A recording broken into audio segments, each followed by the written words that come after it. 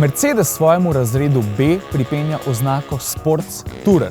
Mi pa ga zaradi videza in pa seveda tudi zaradi dimenzij označujemo za enega tistih neklasičnih enoprostorcev. V primerjavi s prvo generacijo pa je napredoval v mnogo pogledih. Od prejšnjega B-ja je denimo daljši za 10 cm, nižji za 5 in tudi sedi se nižje, za 8 cm nižje. Zaradi drznejših potez pa deluje bolj odločno, bolj sodobno in tudi bolj športno.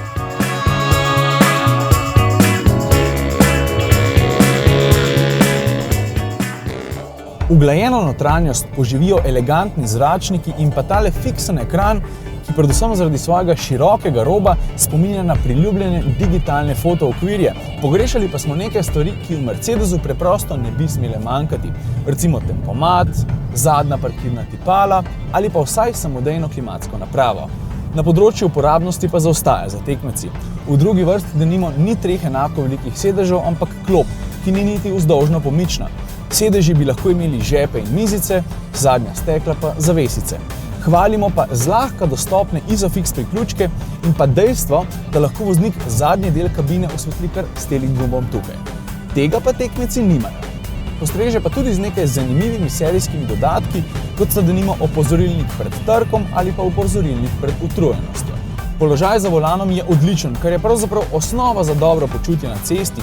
In prav tu je B prepričal z izredno dobrim blaženjem, z neposrednim in komunikativnim volanom ter celo s športno lego. 1,8 litrski dizel hvalimo zaradi uglajenosti in varčnosti, porabiti manj kot 6 litrov na 100 recimo sploh ni noben problem. In kaj bodo kupci cenili še posebej? No, starejši bodo po B-ju posegali predvsem zaradi udobja in zato, ker je nekoliko višji kot C, ki je za njih postal prenizek. Ne pozabimo pa tudi, da je tale B od predhodnika v povprečju cenejši za kar 8% in to pomeni, da lahko že s podobno opremljenega domov lahko odpeljete za kakšnih 26 tisočakov. In s ceno, ki je za komaj 3 ali 4 tisočake višja od cene ostalih uglednih tekmecev v tem segmentu, pravzaprav B ni daleč od tega, da bi to lahko bil Mercedes za vsakogar.